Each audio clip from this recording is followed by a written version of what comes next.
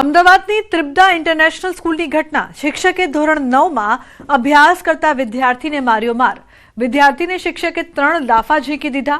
વિદ્યાર્થીના વ્હાઇટનરમાંથી અવાજ આવતા શિક્ષકે લાફા ઝીકી દીધા. વાલીઓએ શાળામાં આવીને આચાર્યને રજૂઆત કરી છે. સંચાલકોએ સીસીટીવી તપાસી શિક્ષકને તાત્કાલિક સસ્પેન્ડ કર્યા છે. અંગ્રેજીના શિક્ષક નિશાનંદ પાત્રાને શાળાએથી તાત્કાલિક સસ્પેન્ડ કર્યા છે. વાલીઓની માંગ કે જાહેરમાં લાફો મારનાર શિક્ષક જાહેરમાં માફી માંગે. ખાલી વ્હાઇટનર યુઝ નહોતું થતું, એ થોડું આમ ડ્રાય થઈ ગયું તો હું ખાલી શેક કરતો હતો. નિયરલી 5 સેકન્ડ માટે કર્યું. એમાં તો સર મને બોલાયો અને એમની હાઈટ બોડી બહુ જ છે અને એમને વાળ પકડીને ચશ્મા કાઢીને 3 લાફા મારી દીધા. આ છોકરાને જે થયું છે, આજે ઇન્સિડન્ટ મેં સીસીટીવી ચેક કર્યું અને થયું છે, એટલે અમે આજે પ્રિન્સિપાલ અને હું અમે નક્કી કરીને એ શિક્ષકને સસ્પેન્ડ કરીએ છીએ. રાજકોટના પાર્થ પંડ્યા નામના તબીબ દ્વારા જયદીપ ચાવડા નામના વ્યક્તિ વિરુદ્ધ રાજકોટ શહેરના પ્રદ્યુમનનગર પોલીસ સ્ટેશન ખાતે ફરિયાદ નોંધાવાઈ છે. પોલીસે જયદીપ ચાવડાની શોધખોળ હાથ ધરી છે. સમગ્ર મામલે સિવિલ હોસ્પિટલના અધિક્ષક મોનાલી માકડિયાનું નિવેદન સામે આવ્યું છે. તેમણે આ ઘટનાને નિંદનીય ગણાવી છે. બનાવને લઈને તપાસ કમિટીની રચના પણ કરવામાં આવી છે. તપાસ કમિટીનો અહેવાલ બાદ જરૂરી પગલાં લેવામાં આવશે. ઉલ્લેખનીય છે કે રાજકોટ શહેરના સિવિલ હોસ્પિટલ ખાતે જયદીપ ચાવડા નામના વ્યક્તિએ ફરજ પર હાજર રેસિડન્ટ ડોક્ટર પાર્થ પંડ્યાને અપશબ્દો બોલી જાનથી મારી નાખવાની ધમકી આપી હતી. જે ઘટના બની હતી એ ખૂબ નિંદનીય ઘટના કહેવાય અને આ રીતે ફરજ પરના ડૉક્ટર પર હુમલો કરવો એ ખૂબ જ ખરાબ વસ્તુ છે. આ માટે FIR કરવામાં આવી છે અને એક તપાસ સમિતિની રચના પણ કરવામાં આવી છે, જેનો રિપોર્ટ આવે આગળ એક્શન લેવાશે. દર્દીના પરિવારે એવો આક્ષેપ કર્યો તો સમિતિ એનો નિર્ણય લેશે, સાચો છે કે ખોટો છે. જે રીતે ડોક્ટરને માર્યો છે, આવીને એ જ રીતે પોલીસ એમને બધા વચ્ચે મારે અને એમનો વિડીયો આ રીતે વાયરલ કરી અને એવું સાબિત કરી દે કે ભાઈ જેટલી ગુંડાગર્દીને રોકવાની છે તો એમને પણ આ જ રીતે બીક લાગવી જોઈએ કે આવું ફરીથી આવી ઘટના ક્યારેય કોઈ જગ્યાએ ફરીથી ના બને ગુંડા તત્વો દ્વારા. અન્ય સમાચાર. જામનગરથી કોર્પોરેટર અસલમ ખિલજી પર હુમલો. મનપા નજીક અજાણ્યા શખ્સોએ કર્યો છે હુમલો. અસલમ ખિલજીને પગના ભાગે ગંભીર ઈજાઓ પહોંચી છે. હાલ અસલમ ખિલજીની હાલત નાજુક બતાવવામાં આવી રહી છે. હોસ્પિટલમાં રાજકીય અગ્રણીઓ પણ દોડી આવ્યા છે. તાજેતરમાં કોંગ્રેસ છોડીને આપમાં જોડાયા છે અસલમ ખિલજી. પોલીસે હુમલાખોરોને શોધવા ચક્રો ગતિમાન કર્યા છે. હાલમાં જ આમ આદમી પાર્ટીમાં જોડાયેલા અને જામનગરના કોર્પોરેટર અસલમભાઈ ખિલજી ઉપર અમુક અસામાજિક તત્વો દ્વારા આજે કોર્પોરેશનના ગેટની બહાર જ હિચકારો હુમલો કરવામાં આવ્યો. આ હુમલામાં અસલમભાઈને ગંભીર ઈજાઓ થઈ છે. એમના બંને પગમાં ફ્રેક્ચર છે. માથાના ભાગે તલવારના તીક્ષ્ણ ઘા લાગેલા છે. જે પ્રાથમિક દ્રષ્ટિએ જે ફરિયાદી છે, ફરિયાદી દ્વારા જે જણાવવામાં આવેલું છે ફરિયાદમાં કે એમનો કહેવાનું એવું છે કે આ જે ભોગબંડા જે છે એ આગેવાન હોય વિસ્તારના, તેમને અન્ય આગેવાનો સાથે વિસ્તારમાં અલગ અલગ વાંધા ચાલતા હોય અગાઉથી, તો એ વાંધાનો ખાર રાખી અને આ બનાવ બનેલું હોય એવું તેમને ફરિયાદમાં જણાવેલું છે. અને સમાચાર. સુરતથી સિંગર આરતી પ્રેમ લગ્ન વિવાદ મામલો. આરતીનો વધુ એક વિડીયો સોશિયલ મીડિયામાં વાયરલ થયો છે. સિંગર આરતી એક ફાર્મ હાઉસમાં જોવા મળી. વેફરની ખરીદી કરતા સિંગર આરતી નજરે પડી છે. સુરતના એક ફાર્મ હાઉસનો વિડીયો હોવાની ચર્ચા. ગઈકાલે સુરતમાં એક લગ્ન પ્રસંગમાં કાર્યક્રમમાં આપવાની હતી હાજરી. પાટીદાર યુવાનોના વિરોધના પગલે કાર્યક્રમ રદ થયો હતો.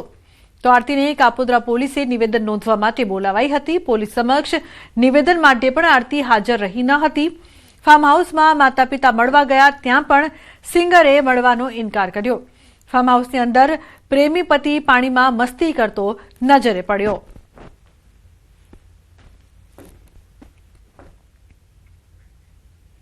થર્ટી પહેલા રાજકોટનું આરોગ્ય વિભાગ એલર્ટ થયું છે. છેલ્લા 10 દિવસથી આરોગ્ય વિભાગ દ્વારા શહેરના અલગ અલગ ફૂડ એકમો પર તપાસ કરવામાં આવી રહી છે. જે અંતર્ગત આજે શહેરના જંકશન વિસ્તારમાં આવેલી જય જલારામ બેકરી ખાતે તપાસ હાથ ધરવામાં આવી હતી. આરોગ્ય વિભાગની ટીમે પાવ કેક સહિતની અલગ અલગ વસ્તુઓની તપાસ કરી હતી. તપાસ દરમિયાન ફૂડ પેકેટો પર એક્સપાયરી ડેટ લખેલી ન હોવાનું સામે આવ્યું હતું. છેલ્લા 10 દિવસમાં 15 જેટલા ફૂડ યુનિટોમાં તપાસ હાથ ધરાઈ હતી. 31ના તહેવારને લઈને આરોગ્ય વિભાગ દ્વારા અત્યારે તપાસ હાથ ધરવામાં આવી છે. રાજકોટ શહેરના જંકશન વિસ્તારમાં જે જલારામ જે બેકરી છે ત્યાં અત્યારે આરોગ્ય વિભાગની ટીમ પહોંચી છે અને તપાસ કરી રહી છે. ખાસ કરીને 31 ઉપર છે તે લોકો કેક સહિતની અલગ અલગ વસ્તુઓ છે તે જે છે વધુ આરોગતા હોય છે.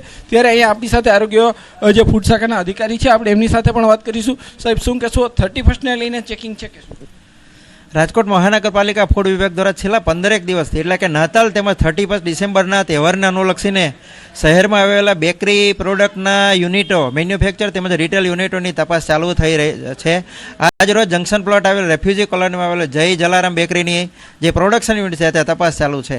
આ હતા ફૂડ શાખાના વિભાગના અધિકારી. ખાસ કરીને જે રીતના 31ને લઈને છેલ્લા 10 દિવસથી જે છે ચેકિંગ કરવામાં આવી રહ્યું છે, જેમાં 15 જેટલા જે એકમો છે તેમને ત્યાં જે છે એ નોટિસ પણ આપવામાં આવી રહી છે, તેમને ત્યાંથી સેમ્પલ પણ લેવામાં આવી રહ્યા છે. ખાસ કરીને 31ના તહેવાર ઉપર લોકો જે છે અખાદ્ય ખોરાક જે કોઈ ખરીદતા હોય છે તે કેક સહિતની જે વસ્તુઓ ખરીદતા હોય છે તેમાં યુઝ ડેટ જોવી પણ ખૂબ જરૂરી છે. સહિતની વિવિધ બાબતોની તપાસ કર્યા બાદ જ લોકોએ છે તે પણ કે ખરીદી કરવી જોઈએ તેવું ફૂડ શાખાના અધિકારીઓ પણ કહી રહ્યા છે. હાર્દિક જોશી, ન્યૂઝ 18 ગુજરાતી, રાજકોટ. તો નવા વર્ષની ઉજવણીને લઈને ગુજરાતની બોર્ડર પર પોલીસ કાફલો તૈનાત કરી દેવાયો છે. વલસાડ જિલ્લાને અડીને આવેલા સંઘ પ્રદેશ, દમણ, દાદરાનગર હવેલી અને પાડોશી રાજ્ય મહારાષ્ટ્રની સરહદો પર ચુસ્ત પોલીસ બંદોબસ્ત ગોઠવી દેવાયો છે. કાયમી ચેકપોસ્ટની સાથે હંગામી ચેકપોસ્ટ પણ ઊભી કરાઈ છે. જિલ્લામાં 36 જેટલા પોઈન્ટ પર ચેકિંગ શરૂ થઈ છે. ઉપરાંત પાટીય પ્લોટો પર પણ નજર રાખવામાં આવશે. આ બાજુ 31 નિમિત્તે સુરત પોલીસે હોટલ સંચાલકોને ચેતવણી આપી છે. તો નર્મદા જિલ્લાની બોર્ડર પર પણ ચુસ્ત પોલીસ બંદોબસ્ત ગોઠવી દેવાયો છે. ધનશીરા ચેકપોસ્ટ ખાતે વાહન ચેકિંગ સઘન બનાવી દેવામાં આવ્યું છે. આ તરફ મરદા જિલ્લા પોલીસ દ્વારા વિશેષ આસપાસના વિસ્તારોમાં સુરક્ષા વ્યવસ્થામાં નોંધપાત્ર વધારો કરવામાં આવ્યો છે. કોઈપણ અઘટિત ઘટનાને ટાળવા માટે પોલીસ વિભાગ સતર્ક રહી કામગીરી કરવામાં આવી રહી છે. આ બાજુ અરવલ્લી પોલીસ પણ એલર્ટ છે. ગુજરાત રાજસ્થાન બોર્ડર વિસ્તારમાં સર્વેલન્સ તેજ કરાયું છે. આંતરરાજ્ય 10 ચેકપોસ્ટ પર કડક વાહન તપાસ કરાઈ રહી છે. જિલ્લાભરમાં 48 નાકા પોઈન્ટ સાથે વાહન તપાસ કરવામાં આવી રહી છે.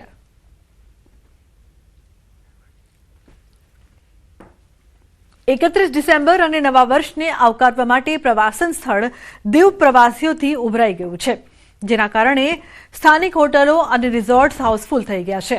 આ વર્ષે પ્રશાસન દ્વારા પ્રથમ વખત પ્રખ્યાત નાગવા બીચ પર ભવ્ય નાઇટ મ્યુઝિક અને ડીજે પાર્ટીનું વિશેષ આયોજન કરવામાં આવ્યું છે, જે પ્રવાસીઓ માટે મુખ્ય આકર્ષણનું કેન્દ્ર બન્યું છે. તો બીજી તરફ પ્રવાસીઓની ભારે ભીડને લઈને વહીવટીતંત્ર દ્વારા પણ સુરક્ષા, ટ્રાફિક અને ઇમરજન્સી સેવાઓ માટે ચુસ્ત પોલીસ બંદોબસ્ત ગોઠવવામાં આવ્યો છે, જેથી કોઈ અનિચ્છનીય ઘટના ન બને અને પ્રવાસીઓ નિર્ભયતાથી ઉજવણી કરી શકે. तो यहाँ आके हमें बड़ा अच्छा लगा. वेदर बहुत प्लेजेंट है. दिल्ली की ठंड से बचे हैं हम.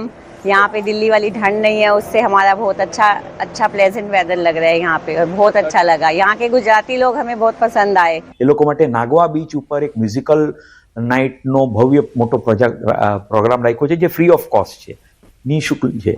અને એના માટે સારા નેશનલ ફેમના આર્ટિસ્ટો બોલાવ્યા છે, જેની અંદર દમણ અને દીવ ઇન્ડસ્ટ્રીઝ છે, હોટેલ એસોસિએશન છે, એને સાથ સહકાર આપી અને કાલે મોટા પ્રમાણમાં કાલે નાગવા ઉપર 8 વાગ્યા પછી એક 31 અને ન્યૂ યર સેલિબ્રેટ કરવા માટે પ્રોગ્રામનું આયોજન કર્યું છે. પ્રવાસન સ્થળ દીવ કે જે આમ પણ પ્રવાસીઓ માટે આકર્ષણનું કેન્દ્ર રહેતું હોય છે, ત્યારે હવે જ્યારે આવતીકાલે 31 છે અને 35ને લઈને પ્રવાસન સ્થળ દીવ ખાતે પ્રવાસીઓ છે તે મોટી સંખ્યામાં ઉમટી પડશે. અને આજથી જે પ્રમાણે જોઈ શકાય છે કે આજે વહેલી સવારથી દીવની અંદર પ્રવાસીઓ છે તે આવવાની શરૂઆત થઈ ગઈ છે. જોકે આ વર્ષે દીવની અલગ અલગ હોટલોની અંદર જે દર વર્ષે આયોજન થતું હતું, એટલે કે દીવની હોટલોની અંદર નાઇટ પાર્ટી અને મ્યુઝિક પાર્ટીનું જે આયોજન થતું હતું તે હવે બહુ ઓછી હોટલમાં જોવા મળશે, કારણ કે દીવ પ્રશાસન દ્વારા આ પહેલી વખત આ વર્ષે 31ની મોડી રાત્રે એટલે કે રાત્રિના 8થી લઈ અને મોડી રાત સુધી મ્યુઝિક પાર્ટી છે તેમનું આયોજન કરવામાં આવ્યું છે. અને આ મ્યુઝિક પાર્ટી છે તે આ નાગવા બીચ ખાતે જ કરવામાં આવશે, કારણ કે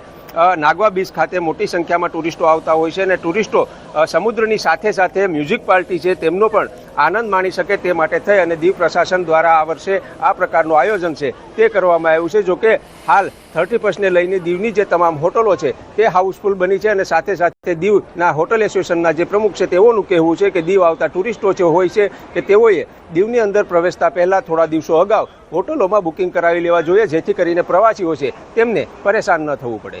દિનેશ સોલંકી, ન્યૂઝ 18 ગુજરાતી, દીવ. ભાગેડુ લગ્ન બાદ થતી નોંધણીને લઈને સૌથી મોટા સમાચાર. ભાગીને લગ્ન કરનારની નોંધણીને હવે ક્લાસ 2 અધિકારી આપશે આખરી મંજૂરી. ક્લાસ 2 અધિકારીની મંજૂરી વગર સીધી લગ્ન નોંધણી નહીં કરી શકે. સરકાર આવતીકાલે મળનારી કેબિનેટમાં નવા નિયમોને આપી શકે છે મંજૂરી. ભાગીને લગ્ન કરનારાઓની નોંધણી માટે તેમના માતા પિતાને મોકલાશે નોટિસ. નોટિસ મળ્યાના 30 દિવસમાં યુવક યુવતીના માતા પિતા કે વાલીએ જવાબ રજૂ કરવો પડશે. તલાટી કમ મંત્રી પોતાની પાસે આવતી લગ્ન નોંધણીની અરજીની પ્રક્રિયા પૂર્ણ કરી ક્લાસ 2 અધિકારીને મોકલશે. આવતીકાલે મળનારી કેબિનેટમાં જો લગ્ન નોંધણીના સુધારેલા નિયમોને મંજૂરી મળશે તો સરકાર સત્તાવાર જાહેરાત કરશે. તો ખૂબ જ મહત્વપૂર્ણ સમાચાર સામે આવી રહ્યા છે. આખરે આ જે નિર્ણય છે તેને લઈને હવે કાલે મંજૂરી મળે છે કે કેમ તે જોવું રહ્યું. નોંધણીને હવે વર્ગ 2ના અધિકારીની મંજૂરી મળવી જરૂરી રહેશે. કાલે કેબિનેટમાં અપાઈ શકે છે નવા નિયમની મંજૂરી. ઉલ્લેખનીય છે કે આવતીકાલે મળનારી કેબિનેટમાં જો લગ્ન નોંધણીના સુધારેલા નિયમોને મંજૂરી મળશે તો સરકાર સત્તાવાર જાહેરાત કરશે. ગીતા જોડાયા છે વધુ માહિતી આપવા માટે. ગીતા, શું વધુ વિગત છે આ સમગ્ર મામલે? જી, આપણે જણાવવા માંગીશ કે અગાઉ પટેલ સમાજ અને કાલ પરમ દિવસે બ્રાહ્મણ સમાજ પણ સીએમને રજૂઆત કરી ચૂક્યા છે કે ભાગીને જે છોકરા કે છોકરીઓ લગ્ન કરે છે તેણે મા બાપની મંજૂરી લેવાની રહેશે. એટલે કે સીધું કોર્ટમાં જઈને છેલ્લા ટાઈમે ખબર પડે, લગ્ન થયા બાદ મા બાપને ખબર પડે તેવા કિસ્સા નહીં બનવા જોઈએ તેવી રજૂઆત કરી હતી. અને ફાઇનલી એવું લાગી રહ્યું છે કે આને એક કાયદાનું સ્વરૂપ મળશે. સૂત્રોનું માનીએ તો ભાગીને લગ્ન કરનારની નોંધણીને હવે ક્લાસ 2 અધિકારી આખરી મંજૂરી આપશે. તલાટી કમ મંત્રી ક્લાસ 2 અધિકારીની મંજૂરી વગર હવે સીધી લગ્ન નોંધણી નહીં કરાવી શકાય. સરકાર આવતીકાલે મળનારી કેબિનેટમાં નવા નિયમોને મંજૂરી આપી શકે છે. ભાગીને લગ્ન કરનારાઓની નોંધણી માટે તેના માતા પિતાને નોટિસ મોકલાશે અને નોટિસ મળ્યાના 30 દિવસમાં યુવક યુવતીના માતા પિતા કે વાલીએ જવાબ રજૂ કરવો પડશે. તલાટી કમ મંત્રી પોતાની પાસે આવતી લગ્ન નોંધણીની અરજી પ્રક્રિયા પૂર્ણ કરીને ક્લાસ 2 અધિકારીને મોકલશે અને ત્યારબાદ જ એ લગ્ન મંજૂરી મળશે. એટલે કે આવતીકાલે મળનારી કેબિનેટમાં જો લગ્ન નોંધણીના સુધારેલા નિયમોને મંજૂરી મળશે તો સરકાર સાંજ સુધીમાં આવતીકાલ સાંજ સુધી સત્તાવાર જાહેરાત પણ કરી શકે છે. જી બિલકુલ ગીતા, આભાર સમગ્ર માહિતી બદલ. વડોદરામાં વિકાસના નામે ખોદાયેલા ખાડા હવે નાગરિકો માટે મોતનો કૂવો બન્યા છે. ખુલ્લી ગટરમાં પડતા એક આશાસ્પદ યુવકે જીવ ગુમાવ્યો, છતાં પાલિકાનું તંત્ર હજુ ઘોર નિંદ્રામાં છે. માંજલપુરની ઘટના બાદ પણ શહેરમાં ઠેર ઠેર ખુલ્લા ખાડા જોવા મળ્યા. આ જોઈને તો એવું જ લાગે છે કે જે માંજલપુરની ઘટના બની બહુ દુઃખદ ઘટના હતી. ત્યારબાદ કોર્પોરેશનની હજી બી આંખ ઉઘડી હતી અને એવું ઉઘડવાની હતી, કેમ કે વર્ષોથી આ થતું આવ્યું છે. આવી રીતે ખાડા ખોદે છે, આવી રીતે તમે જોઈ રહ્યા છો કે બેરિકેડ મારી નથી અને રાતના સમયે કોઈને દેખાય ને કોઈ પડશે તો એની જવાબદારી કોણ લેશે? બેરિકેડ મારી નથી, ખાડાઓ હજી એવાની વાત છે, રોડ બન્યા બી નથી કે જેની ઉપર પેચવર્ક કરીને બી હાલ પૂરતું કામ કરી શકે. કાલ ઉઠીને કોઈ મરે કે પાણીનું લેવલ ત્યાં બેસી ગયું તો બી ઘટના મોટી ઘટી શકે. કોર્પોરેશનનું નિષ્ઠુર વહીવટી તંત્ર અને સત્તા પર બેઠેલા લોકોની નગરજનો પ્રત્યે બિલકુલ વફાદારી નથી.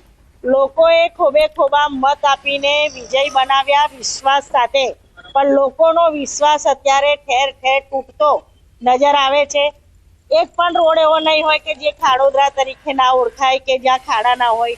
એક પણ વરસાદી ગટરની તમે જાઓ તો વરસાદી ગટર એ સેફ નથી. આજે ગટરના ઢાંકણા ઉપર ઉભા રહેતા પહેલા વિચાર આવે કે કદાચ હું ના અંદર જતા રહીએ. જે પણ કામો ચાલે છે તમામ કામો પર સૂચનાનું બોર્ડ હોવું જોઈએ અને પ્રોપર બેરિકેડિંગ હોવું જોઈએ, હાર્ડ બેરિકેડિંગ હોવું જોઈએ. આ બાબતે તમામને માહિતગાર કરવામાં આવેલા છે અને સ્પષ્ટ સૂચના પણ આપવામાં આવેલી છે. તેમ છતાં કેટલીક જગ્યાએ ધ્યાન પર આવ્યું છે કે MGVCL કે અન્ય કંપનીઓ જે કામ કરી રહી છે ત્યાં આગળ તેઓ ખરી ડેન્જર પટ્ટીથી રોડને બંધ કરે છે. આ માટે પણ અમે સંબંધિતને જરૂરી સૂચના આપીએ છીએ. વડોદરા શહેરના માંજલપુર વિસ્તારમાં પાલિકાના કોન્ટ્રાક્ટરના પાપે એક નિર્દોષ નાગરિકનો જીવ ગયો અને આ ઘટના બાદ હવે પાલિકા જે છે તે ઉતાવળે આંબા પકાવવા માટે નીકળી છે. પાલિકા દ્વારા એવો દોર કરવામાં આવી રહ્યો છે કે જ્યાં જ્યાં વિકાસ કાર્યો ચાલી રહ્યા છે ત્યાં ત્યાં તકેદારીના તમામ પગલાં જે છે તે લેવામાં આવી રહ્યા છે, પરંતુ વડોદરા મહાનગરપાલિકા કેવા પ્રકારના તકેદારીના પગલાં લે છે એ તમે દ્રશ્યોમાં જોઈ શકશો। આ દ્રશ્યો જોયા બાદ તમે ખુદ કહેશો કે શું ખરેખર આનાથી અકસ્માત ટાળી શકાય ખરા? કારણ કે ડિલક્સ 4 રસ્તાથી લઈને ફતેગંજ 4 રસ્તા સુધી એટલે કે ફતેગંજ બ્રિજ સુધી પાલિકા દ્વારા આ રીતે આડેધડ આખા રસ્તા પર ઊંડા ઊંડા ખાડા ખોદવામાં આવ્યા છે। માંજલપુરમાં ઘટના બની અને ઘટના બાદથી પાલિકા દ્વારા માત્ર દેખાડા પૂરતી આળસ જે છે તે કરવામાં આવી છે। હવે આ જોઈને અકસ્માત ટાળી શકાય કે કેમ તે સૌથી મોટો સવાલ જે છે તે અહીંયા ઊભો થઈ રહ્યો છે। અને જ્યારે વડોદરા શહેરમાં કોઈ ઘટના કે દુર્ઘટના સર્જાય ત્યારે વડોદરા મહાનગરપાલિકા દ્વારા આ જ રીતે દેખાડા કરવામાં આવતા હોય છે અને સુરક્ષાના તમામ પગલાં લેવાઈ રહ્યા છે।